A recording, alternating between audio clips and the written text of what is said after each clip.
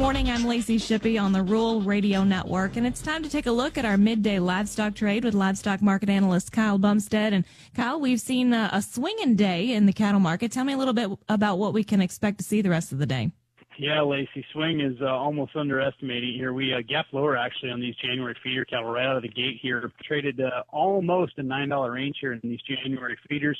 It's been a lot of movement here. The feeder cattle index today looks like it's going to be down $1.84 on that 341.89 mark, with the daily number coming in there of 333.73 on 3,632 head. Now, I know a lot of folks are saying that the weekend sales here in the north were higher. Yes, I get that, but some of these southern plains, these direct trade were not very good. They were pretty soft here as far as some of that direct trade goes. So that's what's likely going to weigh on that number here for a little bit. Also, we have November feeder cattle that are going to be going off board here on Thursday as well. So a lot of moving parts here in this feeder complex, especially as we get into the back half of the week.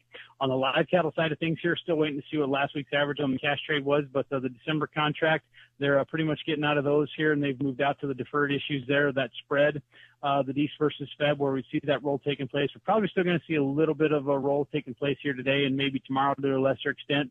But we did make a low on that spread of 55 under, and now it's back to 35 under. So it looks like it maybe is trying to hammer in a bottom here as far as those folks that are looking to own East versus Feb. So something there that the speculators might be looking to get into here. If this cash market would stabilize here and start to work higher, then there might be some more interest coming into that December contract. The February live cattle were traded down at 216.55 and traded as high as 221.30. So we are also getting geared up for a release of a cattle on feed report here at the end of the week. That'll be out on Friday after the close.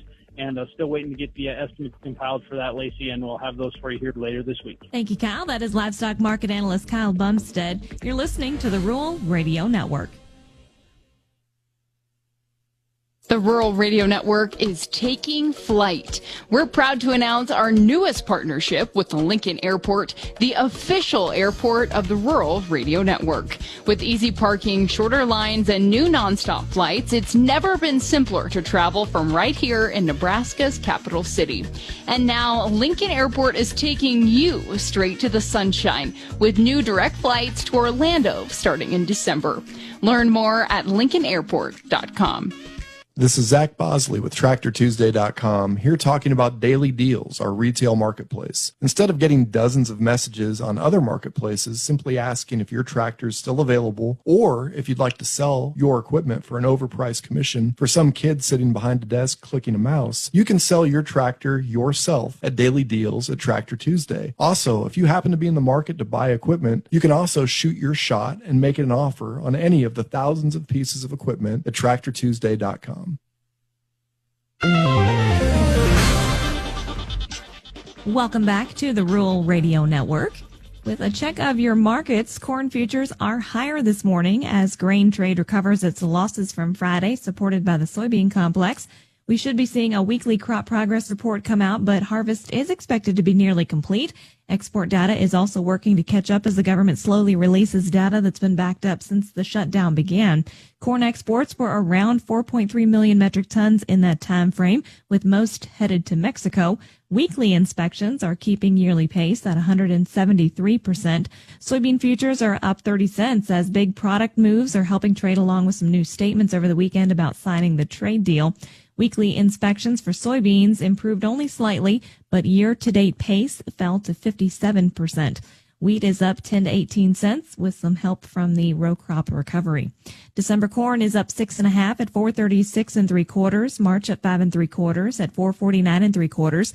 January soybeans up 29 3/4 at 1154 1/4. March up 26 1/4 at 1162 1/4.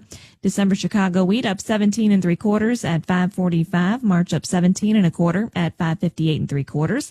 Kansas City December wheat up 16 3/4 at 532. March up 15.5 at 546.5. And December soybean meal is up 340 at 341.30. December bean oil up 77 at 51.65. December live cattle are up $1.05 at 220.20. February up $1 at 220.52. January feeders are up 340 at 323.95. March up 295 at 316.30. December lean hogs up 35 cents at 78.85. February up 45 at 79.82. And class 3 milk for December up 19 at 16.87. You're listening